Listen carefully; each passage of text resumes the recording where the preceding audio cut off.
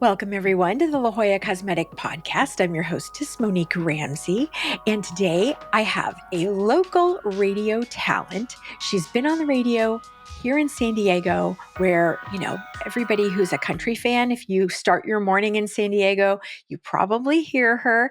And the show's John Tammy San Diego Morning Show on KSON 103.7. And so she and John, actually, her radio partner, have been a radio team for 20 years or more than 20 years. So welcome, Yeah. Tammy. Thank you. Yes. 24 years this July. Oh my gosh. I know, it's Well, insane. that's easy. When it started in 2000, then it's easy to Right. remember how long it's been. So today you're here to share your story about your surgery with Mhm. our audience. And we really thank you for being open and just telling everybody what it's like, because I think if you've never had a surgery before or a cosmetic surgery before, people don't really know what to expect. And so it's nice to have a kind of a friend along the way who can Sure. kind of walk you through. So tell us a little bit about yourself first and why you were thinking about doing the procedures, and let's talk about that. You bet. So cosmetic surgery is something that I've never been opposed to either, talking about or promoting for the right reasons. We certainly don't want to promote people who are like, I hate me and I need to change everything, because we're looking in the wrong place if that's how you feel. But there's nothing wrong with changing things that have bothered you or, things that will make things better for you. I'm a big believer in that. In this business, it never used to be this way. In radio, it used to be, who cared what you looked like, because no one ever Right. saw you.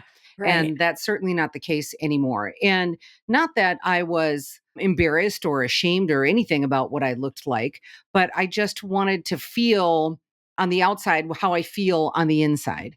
And there were a couple of things that I knew as I got older were going to be a problem. And that's one of the reasons why I got my eyes done. My grandmother had the same problem where there's just too much skin above your eye and it starts drooping and sagging and it makes you look tired. Or what was the thing that people were saying to me last year? I'd come to the gym and they're like, "Are you mad?" And I'm Oh, like, "No, I'm not mad. What's going on?" "Well, your eyes, you look like you're mad." And it's just because, as I would get tired, they would start sagging. And so it was something that I wanted to change. And the other thing I wanted to change is sometimes things make you look older than what you really are. And one of those things for me was my neck. And I had heard about neck lifts. I didn't know a lot about it. I knew I didn't want a facelift. And I certainly still want to look like me, just that maybe I had a really good night's sleep and was on a good vacation, yeah. And so when I sat down with Dr. Breister and, brought up the things that I was considering and doing, she answered all the questions I had about that. Because one of the things I was thinking, well, if I get a neck lift, will the rest of my face look out of place? Will it look like I was photoshopped or something weird? And, you just don't know Right. if you've Right. never experienced it or been around anyone who's had it done. And she alleviated the fact that I wouldn't look like I was two different people and it would all blend naturally and it would be good. And that's one of the things I really want to encourage people to do is to sit down with that consultation, because you should be able to feel comfortable enough to ask any question that you have and have it answered well enough that you feel comfortable. And when you had that first consultation, were you Mhm. kind of going into it like nervous at all, or Oh, sure.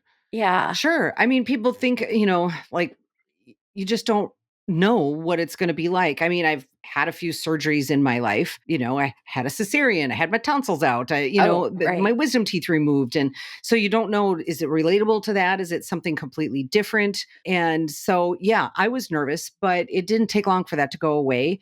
And it wasn't just Dr. Breister, it was her nurses. Especially one of my nurses, she sat down and she had the exact same surgeries that I was looking at. Oh, And oh, that perfect. was awesome. So she's like, "Here, let's look where my scars would be. And Uh-huh. I'm going to tell you about what this felt like and how long it took." And I was shocked when she told me her age.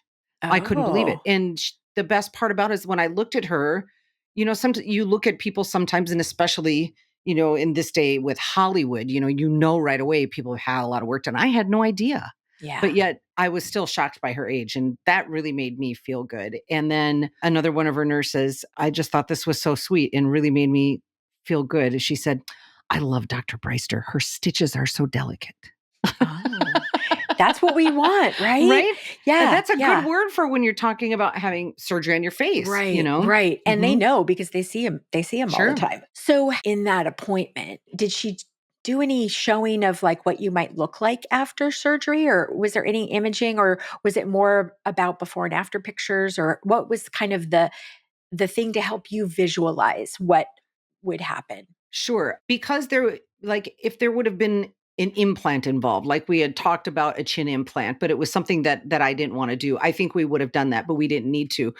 She just showed me, and just, when you pull up the neck a little bit, what it was going to look like. So it's Mhm. still me, like when I first moved to San Diego, Yeah. almost 12 years ago. That's what I felt like. And I'm like, that's exactly what I wanted. So we didn't really need Oh. that perspective, in my opinion.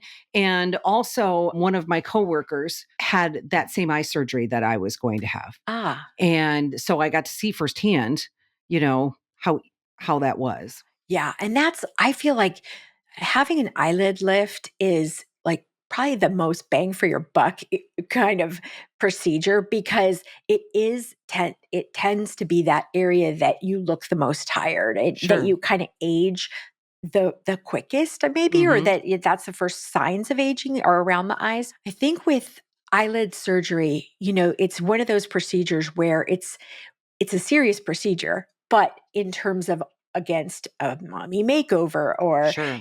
some other larger procedure, a body lift, it's one of those things where it's kind of the baby step, and it's not a hard procedure, so to speak. It doesn't Yeah. take very much time in the OR. And The it didn't hurt. recovery. Oh, that's so good to know. I was going to ask you that I next. So I it had no doesn't pain. so I had yeah, no pain. and a lot of people who have facial surgery, the face or neck, eyelid lifts, a lot of times there might be tightness, or there might Yeah. be some swelling or some numbness at first, but yeah, pain isn't typically something. So it's kind of an easy, I don't want to say easy procedure, but I it know what is you mean, though. easier though, Mhm. in terms of like what can make a big difference and not be a huge thing where I'm going to be down for 2 weeks. Exactly. And so kind of going into that, let's talk a little bit about the pre-op visit and what that was like and what kinds of things you guys talked about. Sure. And I do want to say you're exactly right, because out of everything I had done, and when I was showing people like what I looked like when I first got home, and they're like, "Oh, your eyes." I'm like, "That didn't bother me at all. It looked like it might have, but it certainly didn't." And if that's something you're worried about, that was the easy part. It really was. So when we sat down for pre-op, when I made the decision on what I was going to do, I'm going to do the neck lift, I'm going to do the eye surgery. Oh, and I did have a little bit of lipo underneath my bra line. I called Oh, them my second pair of boobs. Because I kind go to of. the gym and I do all this stuff, and that just sits there. It's not Ah, ever going to go away. And I'm certainly not going to do some kind of starvation diet to make that go away. That's not my lifestyle. And so we talked about doing that. And I felt really good. And again, even more than Dr. Breister, who was wonderful, I found her engaging and not afraid for me to ask a hard question. The people surrounding her really were such a big factor in me saying yes, because like you said, they see her work every day. I felt very calmed by them and how much I was going to love things. And I never felt like anybody was trying to talk me into something, mhm. which is important too. You don't want to feel like someone's going, well, you know what, let's just do this, and you're Yeah, not sure. I didn't feel right. that at all. I really felt comfortable in how confident they were, which in turn made me feel confident because I knew these were some things that I wanted to do. Yeah. So any question I had, anything, everyone gave me their phone numbers, and I don't know. I was just really not surprised, because I know of the reputation, but when you go through it yourself, and you feel so good when you walk out, I had zero doubt when I left. Zero doubt. I think that is huge. I didn't even get nervous at all, not even a little bit, until the day it came for surgery. Then all of a sudden you're like, "Oh, holy cow, it's here." It's And then you right. go through a little bit of butterflies, which is normal, Yeah, but yeah. otherwise it wasn't there. And how long ago was your surgery? January 18th. Okay, So so 2 it's months been ago. 2 months. Okay, Mhm. so and that day, in terms of, you go in, she'll do markings, and then you meet with the anesthesiologist. How was that meeting? And did you have specific questions for him? Oh, yes. And it was really funny because it turns out he grew up where I lived for a while in San Diego in Lakeside. So it was just, again, so comforting. And the OR nurse, she was a hoot. And I'm sorry that I It's going to can't. be Ruth. I bet you it's Oh, Ruth. yes. Ruth. She was She great. is really funny. She was great. And my husband was with me, and those two were just having a field day. And that laughter and that comfortableness was so good, and the anesthesiologist was so sweet. And when I finally got into the OR and we're talking a little bit, and he said, well, you should start feeling a little bit of the stuff now. And he's like, are you? And I said, I don't think out.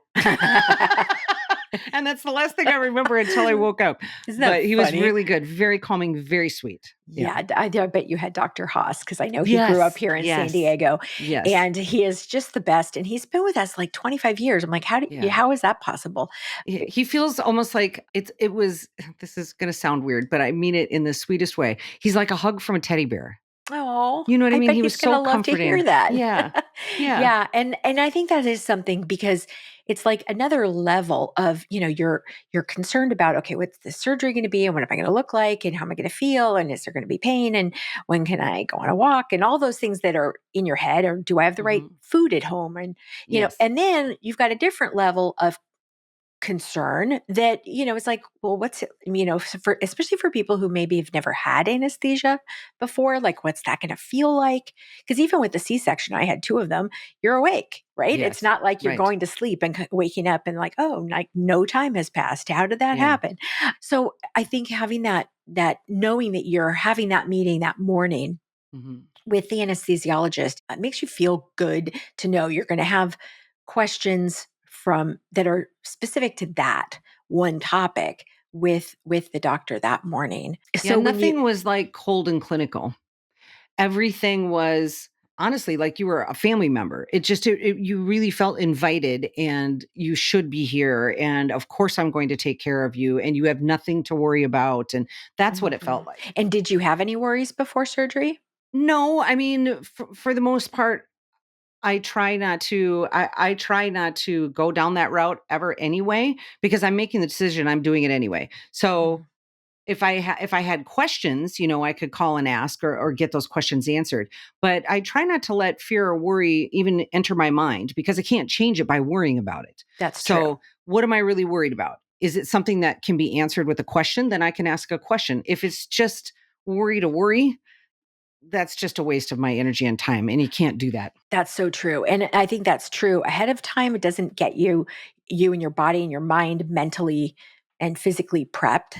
And it doesn't help afterwards either, because your body needs all its energy devoted to healing, not to, worrying. So when you were in recovery, how did you feel? Okay there? And then they, had your husband take you home. How was the ride home? First of all, I don't remember recovery. I remember getting in the car when I was done. I think I have a memory of Ruth talking to me, but I'm not sure. And then there was another girl with dark hair, but that's all I remember. And I got in the car ride home. I was like, I don't know. I was just, I was good to go. And that first night, I felt zero pain. It was great. They did a great job of making me feel really good in keeping that feeling till I got home and in my bed. So that was great.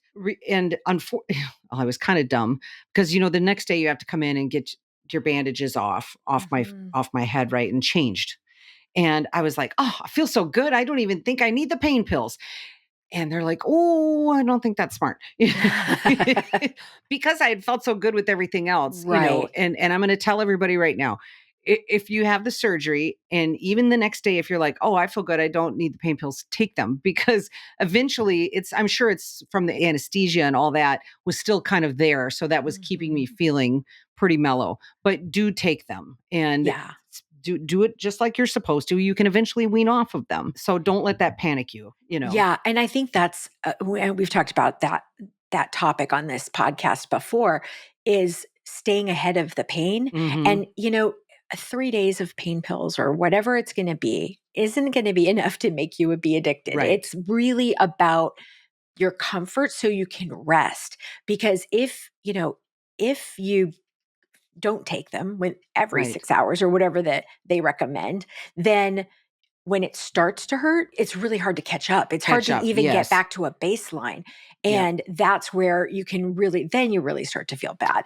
And we Yeah. don't And want you you don't want to feeling do bad. that. Mm-mm. Yeah. You just So, want to be able to be comfortable. That's what's important. And it's okay. And it's okay. Let somebody else take care of you for a little while, you know? exactly. Well, and that's another thing. I think as women, we tend to, we're going to do it all the Hmm. time. And, and even if you feel good, like, don't Yes. just let them go get it for you. You don't have to be up and around because you really do need to let your body heal and rest. So when you said the next day you went in for your bandages. So Hmm. what kind of bandages for people to be able Okay. to sort So of imagine? here's what you can see. This part of my face. So You right know, in the middle. it was the whole thing was bandaged up because we had all the surgery here. And then I had the tape with my eyes. Again, they looked like they would hurt, but they didn't, not at all. So they had to take it off. And this is kind of funny too. My middle daughter, she's like, tell dad to take a picture. I want to see what it looks like, you know? And we did. And it's like, it looks scarier than, It really does. It it really really does. But does. then that goes down so fast and you would never know it now when you look at me. But it was really interesting. Well, It was interesting to see those. you look like you're 35. So Oh, well, thank don't you. the miracle that Dr. Breister did, and just like making it very natural. I think that's Hmm. the key. It's like, yes, you want to look and feel your best, but you want it to be natural. It's, Yeah, I wanted to look like me. I didn't want to change me. I right. just wanted to change the things that I thought were kind of detrimental in making people think things. Like I said, are you mad? Are you not feeling well? You know, and it's Mhm. like, no, I'm fine. Yeah, yeah. Trust me. Hmm. Well, and I think that's the thing, especially with you mentioned Hollywood. I think with Hollywood or the Housewives or all these different TV shows, and you see kind of the The bad extreme side, that yeah. yeah, that 2% of plastic surgery where you're like, what the heck were they thinking? Yes, Or why did they keep doing more? right. And that's such a unusual, even though we see it all the time because it's on TV or in Hmm. social media, it's really the exception, not the rule. And Right, it is nice to know we're like, okay, yeah, I want to look like me, but like 20 years ago or 15 years ago right. or whatever. And that it will be natural. I think that's a really important thing. I don't know if you happen to take a look at her before and after pictures, because I think that is one of the keys to like knowing if you want to trust a doctor, how well do we Sure. get along? What are the things that she's recommending? But also like, let's look at other patients and Yes, see. And did you look at any of those and did that I help? did. I did. And you know who else did was my husband. And, he wants to support me because it used to be, why do you want to change yourself? I love you just the way you are. And I'm like, I know you do, but here's what bothers me. And he realized I wasn't trying to change myself. I was just trying to help myself feel where I was inside and in my spirit and what I do. And he said, I just don't want you looking like somebody else. And I said, I Mhm. don't either. Right. And so then Right. when we looked at the pictures, that was a big help for him too, because that's a fear. Right. He doesn't want to have somebody. It's like, who are you now? Right. That doesn't Yeah. look right. Yeah.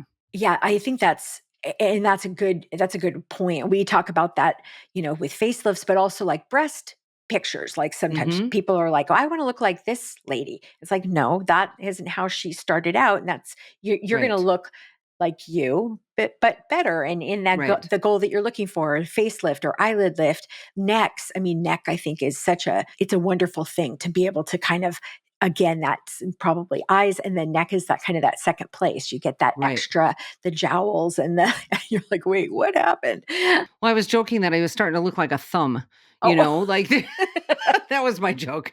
Like, oh no, I look like a thumb because there was no definition here at all. And Mhm. listen, I have a weaker chin. That's fine. That's my face. That's what I look like. But I didn't need to have it all go from here to here. Yeah, You know what I mean? one continuous plane. Yes. So getting back into work. Now you're Hmm. on the radio, but you guys are doing social media and you guys are, I mean, there's like filming of you basically every day. So how much time did you take off work? How long did you feel like you were kind of back to normal? Okay. So, first of all, I was fortunate that in January is a very slow time promotionally for us. There was one concert I didn't go to because I was recuperating, but John just took care of that, my morning show partner. And I was able to work from home.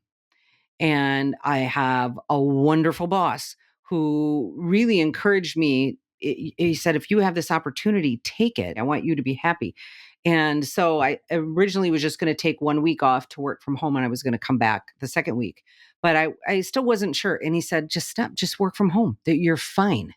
And so Mhm. that's what I did. I worked from home for 2 weeks. So I didn't miss any work, which Oh, was that's wonderful. really quite crazy. I was fortunate enough to be able to do that work from home. Well, that's really nice that you were able to not feel the stress of having to return back. Right. And I saw a video and I was wondering where this video was in your recovery process, if it was. And you guys were doing something with NASCAR changing tires, or how Yes. fast could a That was pit? Yeah, afterwards. right. And so they didn't make you take rivets off the tire, but I was like, oh my gosh. Like I started to think, wait, I think this is after her surgery, Yeah. but she looks so good. Maybe it isn't. Maybe it was Yeah. filmed before. So how many days after surgery was that? So that would have been probably a month, right? I'm trying to think of the day that we did that.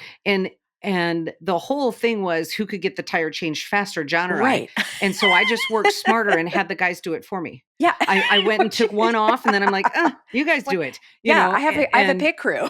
yeah, and they weren't going to let us lift the tires anyway, and John Yeah. either, just because they didn't want us to get hurt. But you have your shaper on because I had that, that little bit of lipo.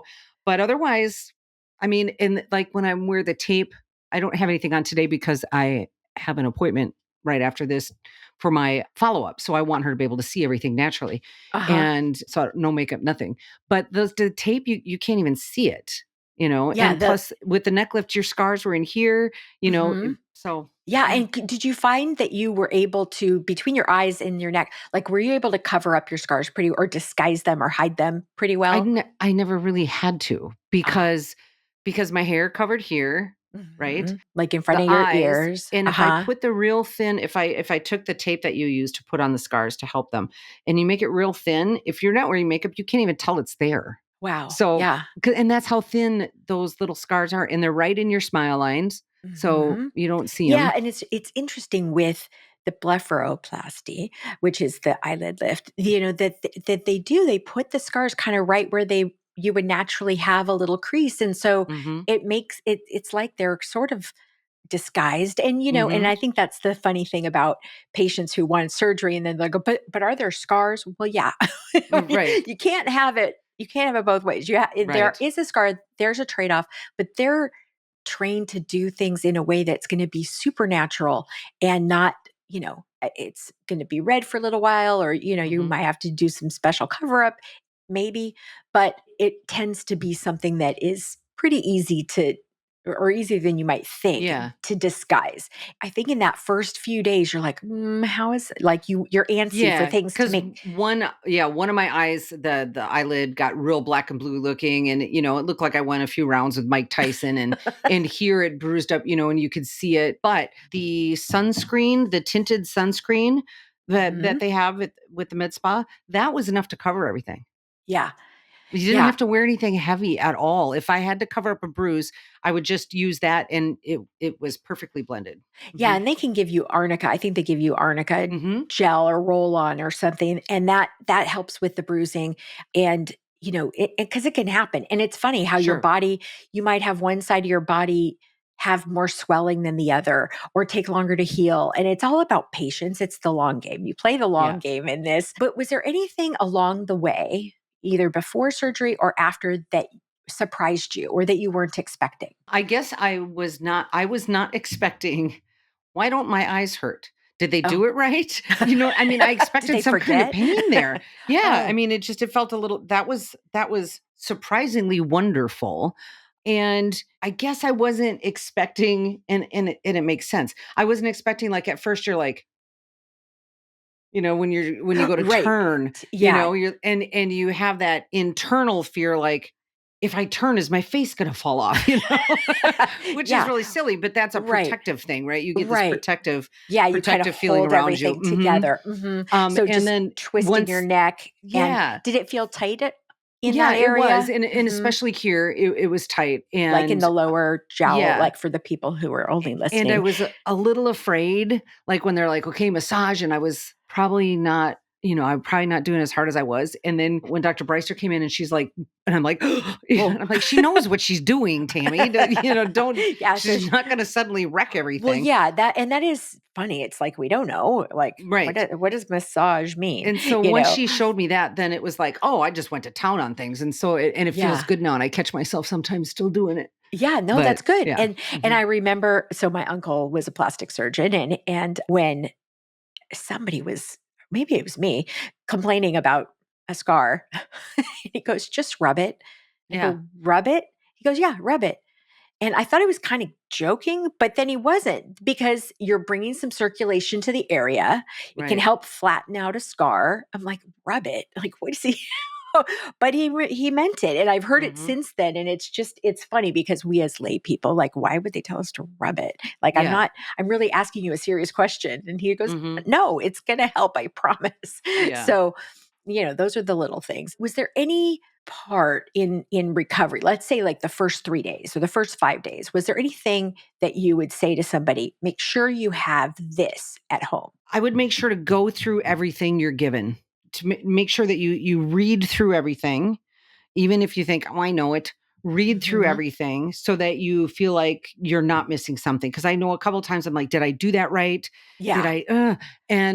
And I kind of panicked, and it was all in the information that was given to me. So that's what I would say: read everything you're read it. given. Read it again. Don't be afraid to read it again, and don't be afraid to ask questions. Yes.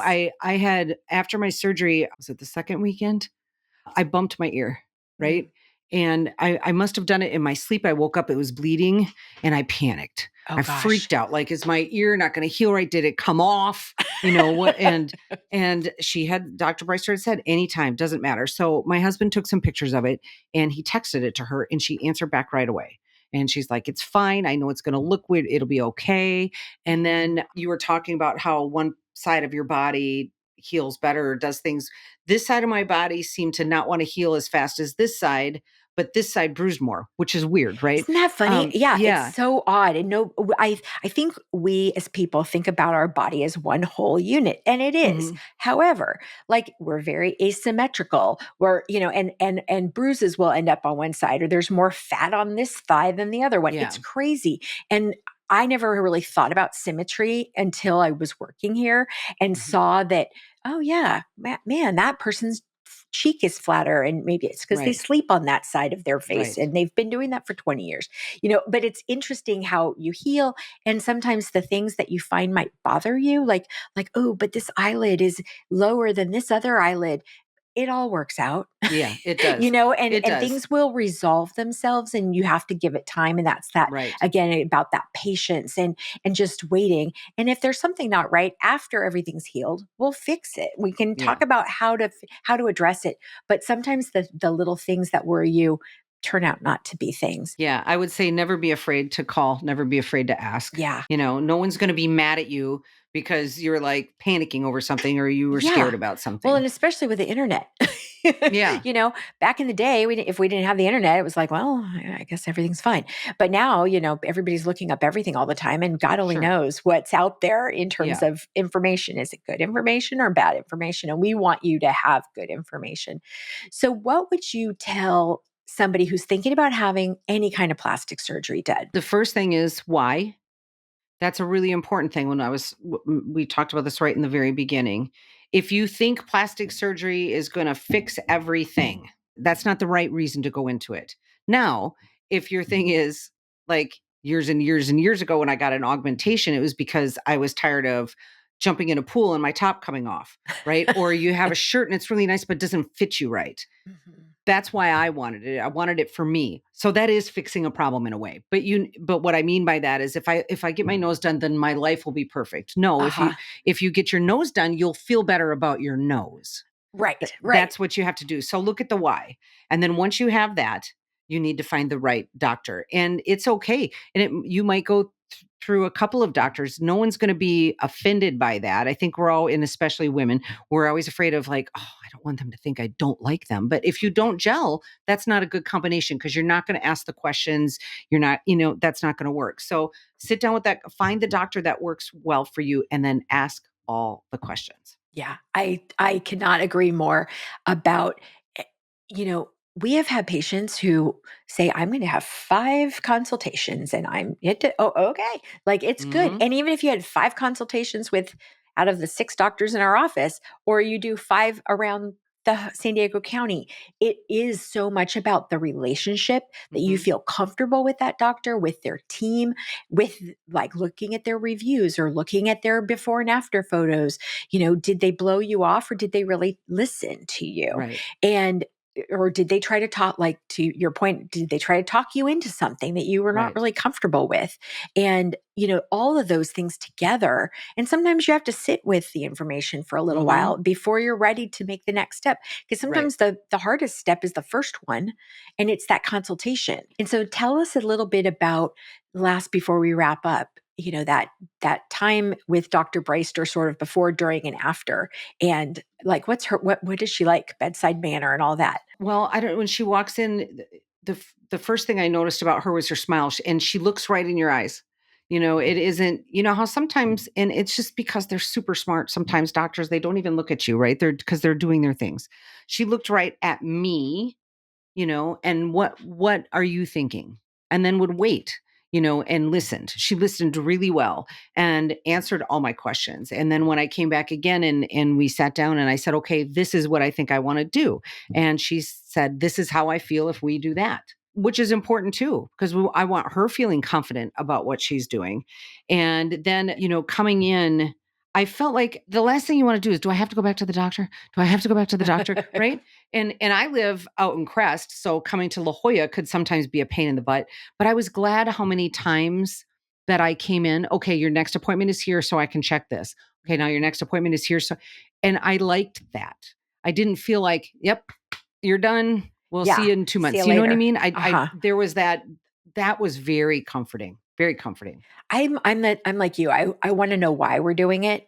And Mhm. I can mentally prepare, like, because we're going to look at this. So, and we take pictures along the way, which is so Right. helpful because we forget what we look like. Mhm. We We forget what do. we look like before the surgery. We forget what we look like 3 weeks ago. And, and you'll see as time goes on, your tissues become softer and more pliable because at the beginning, everything's a little firm, like you were Yeah. talking about, and that massaging, you're like, what am I going to do? So all of those things, over time, and then pretty soon you forget all about it. You just feel really good and you Yeah. look really great. So it's going to be fun for you this I summer think coming so. up with Yeah. spring and summer with like, a little new you jetting Right. out there to the different country festivals. Is there anything happening coming up soon? Oh, there's a ton of stuff. We have Country Fest coming up this weekend, and then the concerts really start after our big one this weekend at Viejas. And I've already been out for a few appearances, and people will comment now on the pictures underneath because I talk about it like, why not? Yeah, Why yeah. wouldn't I? Because it used to be kind of a stigma, and I think that's silly. And I want people to know why, Yeah, and how yeah. and what's going on. And they're thinking about it too. And even had a former patient of yours write something underneath a post that I had done. And she's like, oh, I love them so much. I had Oh, so-and-so. And she had the same anesthesiologist. oh my gosh. And Yeah. yeah, so people already are noticing, which is Oh, fabulous. that's nice. That's Mhm. that's kind of fun. There's Yeah. nothing wrong with Yeah. that. Well, thank you, Tammy, for sharing Mhm. everything. And again, for people who are, if you're a country music fan and you don't know about KSON 103.7, you should, because John and Tammy are really a fun duo. And I'm not a huge country music fan, but I love following what you guys do. Thank So you. yeah. And so for everybody in the show notes, check below. You will see posts to before and after photos. We'll have information about Dr. Breister. We'll also have, we should link up. Where do you like people to follow you? They can follow either John and Tammy on Instagram, KSON San Diego on Instagram, or you can even follow me, San Diego Tam, on Oh, Instagram. San Diego Tam. Okay. Mhm. Well, thank you again, Tammy. You bet. And we are so happy that you shared, and we will see you all next time. Take a screenshot of this podcast episode with your phone and show it at your consultation consultation or appointment, or mention the promo code podcast to receive $25 off any service or product of $50 or more at La Jolla Cosmetic. La Jolla Cosmetic is located just off the I-5 San Diego Freeway in the Ximed building on the Scripps Memorial Hospital campus. To learn more, go to LJCSC.com